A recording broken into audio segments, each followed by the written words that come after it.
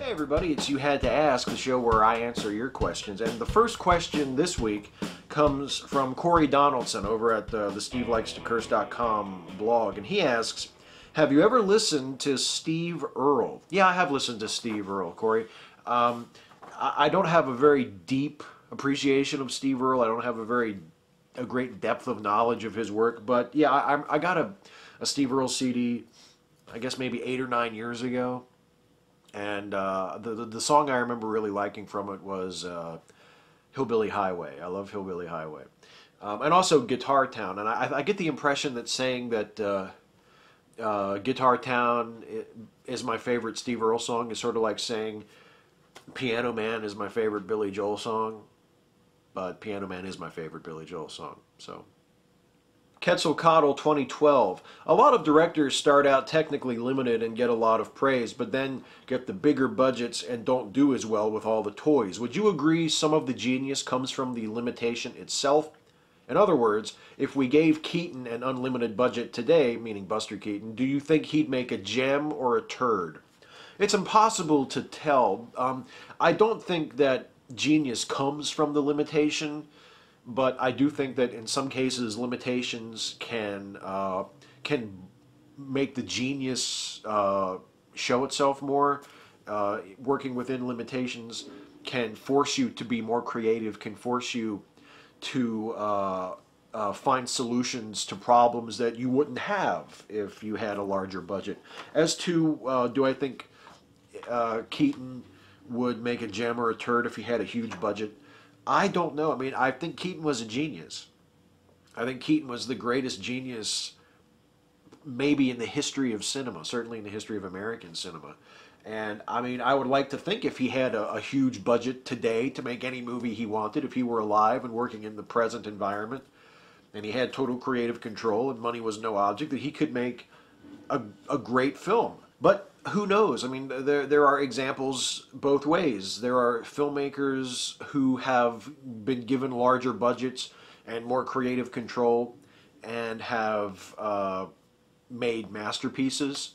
Paul Thomas Anderson comes to mind. The Coen brothers come to mind. Tarantino, and they've never been like blockbuster directors. They've never had like Spielberg, Michael Bay type mega budgets. But they are certainly in much better positions in terms of creative control and in terms of budget than they were at the start of their careers. They're no longer considered to be, you know, these low-budget, scrappy indie filmmakers, and they have not let their greater influence, their larger budgets ruin the artistic side of their work. And then on the other hand, you have someone like Peter Jackson, who I think has been completely ruined by having the big budget and the creative control. He's someone who, and I think you could probably say the same thing about M. Night Shyamalan. They just there's definitely talent present, but they need someone to say no to them. You know, Peter Jackson is certainly a talented filmmaker. As much as I despise The Lord of the Rings, Peter Jackson is an incredibly talented filmmaker.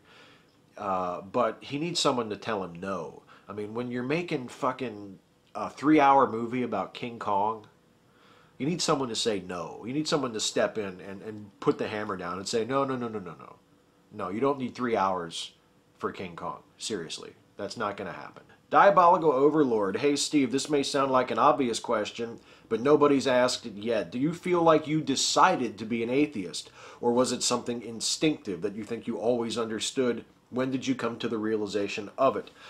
I would say that, I wouldn't say I always understood it, or at least I always admitted it, but I mean, I would say I admitted that I was an atheist about maybe 3 or 4 years ago now. I never truly believed, and it was not for lack of trying, because as I mentioned in other videos, I have had, ever since I was aware of my own mortality, this very deep fear of death, of non-existence. And so fearing non-existence, fearing death, I tried very hard to believe first in Christianity, which was the faith tradition I was raised in, and then after I rejected that, as a teenager, just in a generic sort of God afterlife construct. And eventually I just had to admit to myself that I didn't believe it was true. That I didn't have any reason to believe it was true, other than wanting it to be true, and that was not a good reason. 22 Steve 5150. Question: Liz Cheney, Sarah Palin, Michelle Bachmann. You gotta fuck one, marry one, kill one. Not all of them go. Okay, fuck, marry, kill. Liz Cheney, Sarah Palin, Michelle Bachmann. I would say marry Liz Cheney, fuck Sarah Palin, kill Michelle Bachmann. Nebster 173. Which branch of science do you find most interesting? I would have to say astronomy, because that's the one that got me when I was a kid. Before I even started kindergarten, I had noticed and started to develop this great love and interest in space and astronomy and cosmology that stays with me to this day. And one of the cool things about doing the series I do now on this channel, and now the good news, is that whenever I can't find any other sort of good news to talk about, and it is actually more difficult than you would wish to find 3 positive news items every week, I know that I can always find something to talk about in the realm of astronomy or cosmology, because that is such an active field, and there are always all of these fascinating discoveries being made constantly. Astronomy is definitely. I saw an episode of Carl Sagan's Cosmos series when I was very young, maybe 4 or 5. It was not the original airing. It was a repeat airing several years after that, because this would have been the early 80s. And I was just hooked for life. I was just absolutely hooked. I remember the scene of Carl Sagan sitting in a diner and using a salt shaker to demonstrate how planets orbit stars, and it just clicked, and I was hooked, and I was a space nut from then right up to this day. Hey, here's another marry, fuck, kill from 123 back in your face. Hitchens, Dawkins, Harris. You have to marry one, kill one, and fuck one. I would say fuck Hitchens, marry Dawkins, kill Harris. No offense, Sam. Lars Broders asks, he has 2 questions here. First, speaking of Nick Cage, love him or hate him? Love him. Love him. As a fan of quality cheese, as a fan of movies that are so bad they're good, how could I say anything about Nicolas Cage other than love him? And also from Lars, also, would you possibly make a Halloween movie marathon consisting of your favorite horror films? I'd be interested in seeing that. Absolutely. Halloween just a few days ago. I love horror movies. I especially love classic horror movies. So if we were going to program a horror movie marathon, I would put Bride of Frankenstein's got to be there. The Wolfman's got to be there. The Invisible Man. If you want to move it into the 50s, Horror of Dracula, Curse of Frankenstein, Frankenstein Created Woman, another entry in that Hammer Frankenstein series with Peter Cushing, a great movie. Not as seen as Curse of Frankenstein or Revenge of Frankenstein, but still, I mean, just absolutely one of my favorite horror movies, Frankenstein Created Woman. The original Night of the Living Dead, the original Dawn of the Dead, John Carpenter's original Halloween. What else? For modern horror movies, I don't think there have been 2 better horror movies made in the last 15 or 20 years than Let the Right One In and 28 Days Later.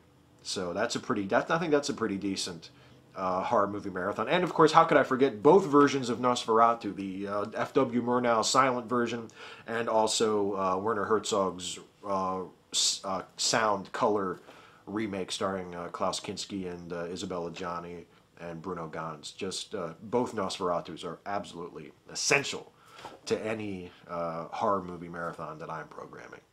Bassbait, what are your thoughts on David Lynch? And if you like him, where does he rank on your favorite filmmakers? And if you don't, why? Funny you should ask, because I've actually been watching for the first time, because I missed it when it was on originally, Twin Peaks. My wife and I have been watching Twin Peaks on Netflix. We actually finally subscribed to Netflix like 2 weeks ago, and it's like the shiny new toy, you know, and we're watching everything on Netflix. And Twin Peaks is there, and we're watching it for the first time, and it's become like one of my favorite shows ever. It's just, I love everything about it. It's so funny and so strange and so just so wonderful. Particularly the early episodes. We're about halfway through the second season now, and it has definitely lost steam, but still really interesting and still a lot of fun, really enjoyable. But yeah, especially those early, like the first season, the first 8 episodes, just wonderful. Just some of the best television I've ever seen. And David Lynch in general I think is a genius. He's someone who I think I've discovered the secret to enjoying David Lynch movies. The secret to enjoying David Lynch movies is to just not even try to figure shit out. Just sit there and watch and just accept whatever is being shown to you and just let it just wash over you. That's the secret to enjoying a David Lynch movie. You can watch Blue Velvet or Mulholland Drive or Lost Highway or any of the other classic Lynch movies that and talk about how, oh, this doesn't make sense, or what does this mean, or what are these symbols of, and it's all very fascinating to think about and to talk about. But to me, the key to watching a Lynch film and enjoying it is to just not even think about it while you're watching. Don't even question it. Don't think about trying to figure out what this means or trying to remember who did what to who and make sense of the plot. Just let it go. Just let it go. And just watch it and enjoy the visuals and enjoy the themes, enjoy the emotions, enjoy the feelings, enjoy the images, because Lynch is just a genius at all of that. And that's the best way to do it, because that's the point. If he wanted to tell you a coherent story, he would. He's capable of that.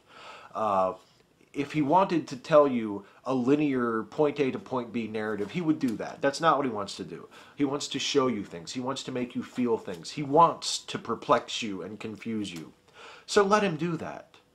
And if you do, if you open yourself up to it, and you watch the film as I believe it was made and intended to be watched, Lynch is a genius. He's a great filmmaker. And his films in that way are some of my favorite films. I mean, I generally don't think of him among my very favorite directors. I don't put him on the same level as Keaton and Chaplin or Kubrick or Herzog or other filmmakers that I think of and truly admire and hold up as examples.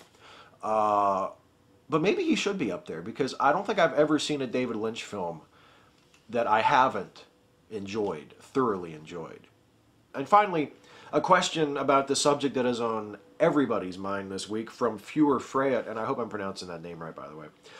Steve, it has been announced that Disney is buying Lucasfilm and will be producing Star Wars Episode 7 by 2015, along with more Star Wars films to be released afterward.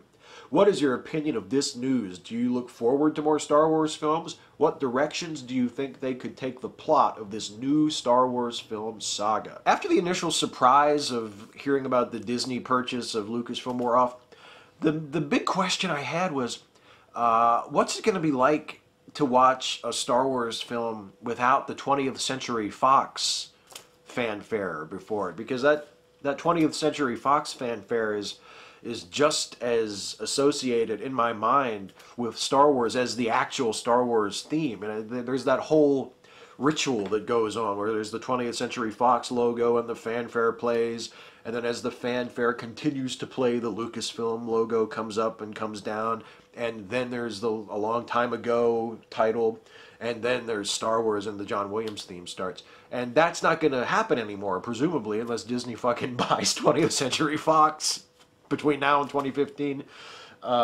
It's going to be a new opening, you know, and I wonder what that will be like. As for what the stories will be like, what creative directions they'll go in, I have no idea.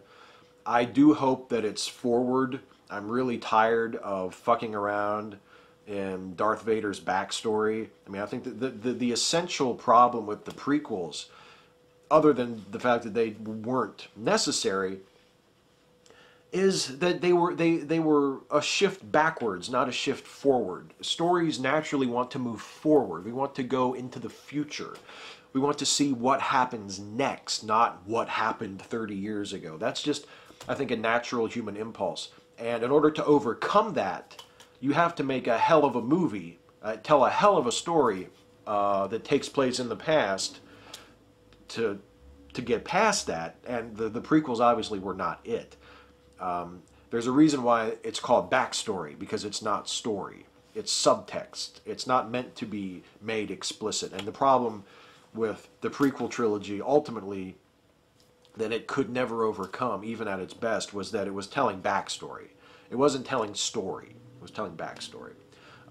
So knowing that the next film apparently will be episode 7, will be moving ahead, that's good news. And the best news, really the best news of all, is that George Lucas will not be directing the film. Presumably will have no major creative input at all. He's listed as an advisor, which hopefully means he will be relegated to the same role that Gene Roddenberry was forced to play in the original Star Wars, or the original Star Trek movie franchise, I should say.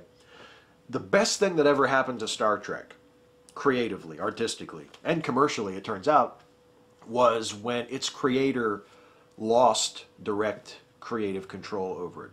The best Star Trek movies happened after the studio took it away from Gene Roddenberry, gave it to Harve Bennett, who then hired Nicholas Meyer to direct Star Trek II, and it shot the franchise off in a new, fresh, exciting direction and saved the property, really, saved Star Trek from obscurity.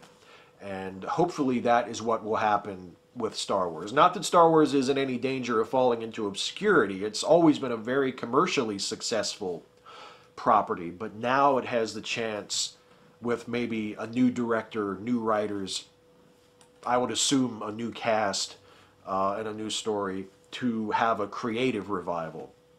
And a lot of people are comparing the Lucasfilm purchase to the Marvel purchase and hoping that Disney will handle Star Wars the same way that it has handled the Marvel characters, and I hope that's true.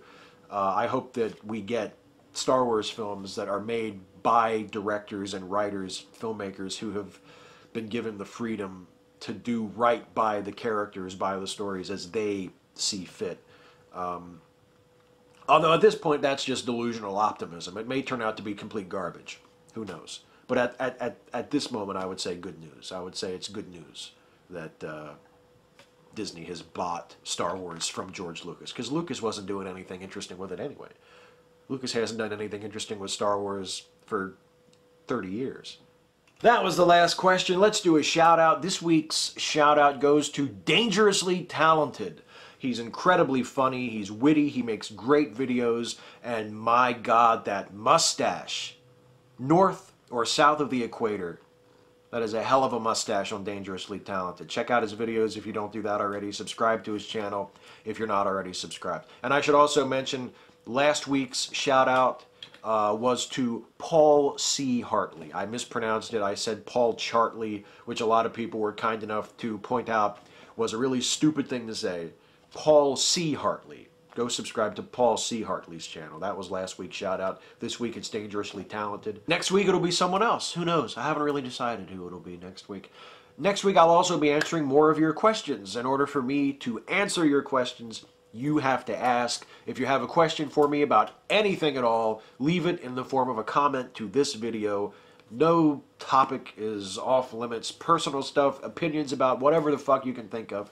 Ask your question in a comment to this video, and I will try to answer it next week. And if I don't answer it, it's because your question sucked.